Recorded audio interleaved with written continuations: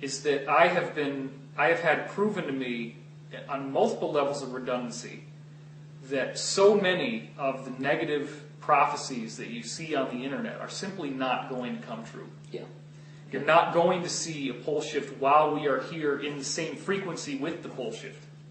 There may be a shifting of the Earth, but at the time that it happens, at least the vast majority of people will not be at the frequency that the shift happens on. There is a changing of energy frequency. And again, there's just such a complex, multi-layered series of proofs for that.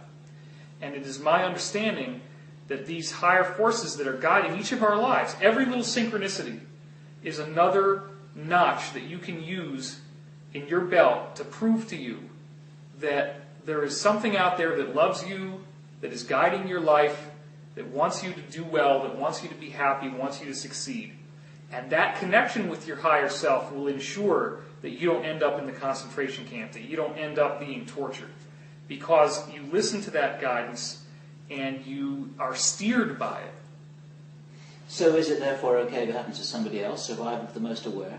Not survival of the fittest, but survival of the most conscious? There are so many places on the planet right now that are in sorrow and hardship. Yeah. And it is absolutely a valiant quest for us to go out and to try to do activism work, which is why I donated money to you guys. You guys are answering a 5-alarm fire bell on the planet, and nobody's sending you any money. I make decent money because I have some products to sell, so I give you guys some of my money because I believe in what you're doing. I think everybody should have activism. I think everybody should do something to try to help out.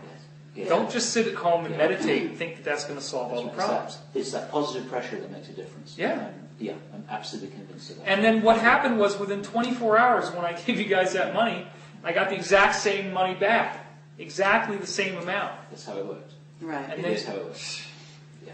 That's how it So, honestly, when you look at all of the things that have happened in your life that show you that there is more to life than this physical reality, there is such a positive, amazing force out there that wants you to believe that you are protected, that you are being guided, that you will be brought to the right place at the right time, you'll meet the right people, you'll hear the message.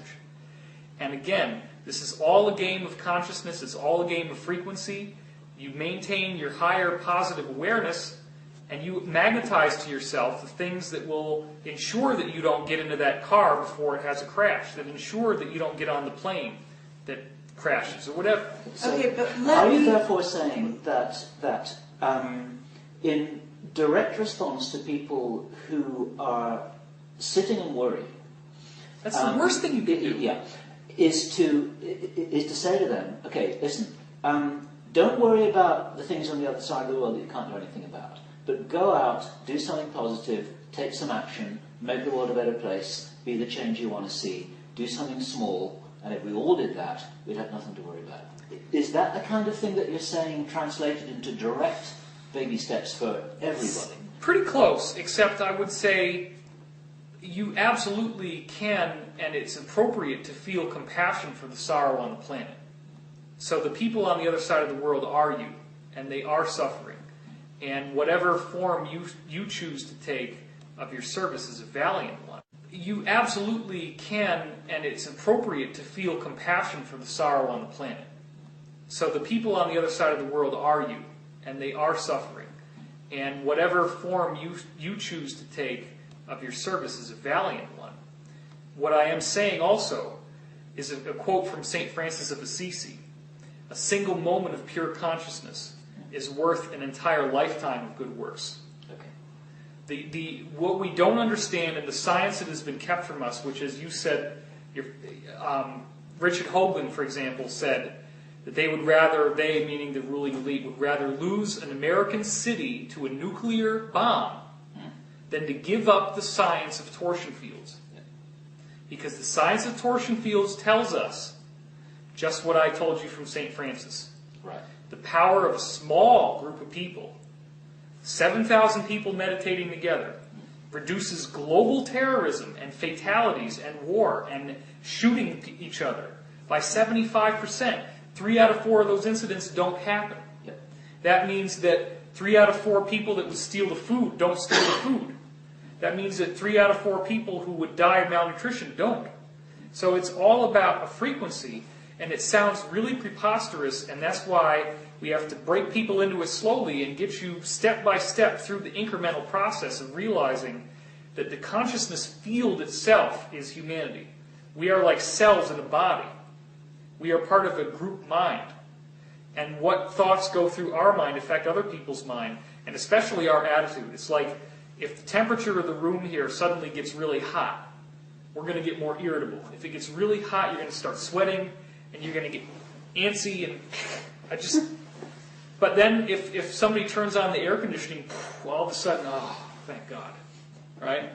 So when these planetary changes are happening, that's like the temperature's going up. And you're actually seeing it as a physical temperature increase, not just on the Earth, but through the whole solar system. Okay? However, when we meditate, we're basically taking that raw energy that's turning into heat, which makes people angry. They get heated up. They get hot under the collar. They get red. They see red. All these colors and all these temperatures associated with what's actually an energetic frequency, right? When you meditate, when you chill out, when you play it cool, all these other metaphors of cooling it down, chill out, you're actually processing other people's energy. You're processing other people's karma. You do your own work, and you take some of the burden off of everyone else. So we're actually healing the earth, we're healing each other, and it has a direct radiant effect on the universe around us. And that is the most powerful thing. If people learned that they could sit at home and pay nothing and simply do their process and get in touch with their creative spark and become the creator by creating and enjoy yourself and get your passion, follow your bliss, Right. you are healing the world. And of course you should also couple that with physical activism, going out and doing something, even if it's just donating money of some kind. But get out there, make a difference, and it has a frequency consciousness effect that is very tangible and very real. And I know you believe that, and I know you believe that.